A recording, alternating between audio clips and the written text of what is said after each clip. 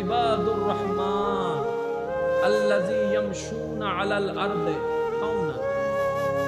আল্লাহ পাক বলছেন রহমানের বান্দা তো তারাই যারা পৃথিবীতে অহংকার করে চলে না, নম্র ভদ্র হয়ে চলে। আরেকটু জোরে, সূরা আর ফুরকানের 63 নম্বর আয়াত।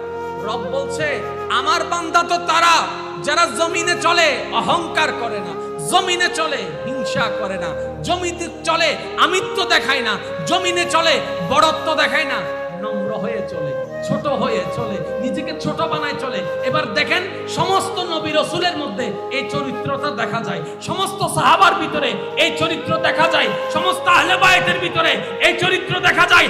আল্লাহর যত আউলিয়ায়ে কেরাম সালিহিন বান্দা সবার কাছে নম্র ভদ্রতা চরিত্র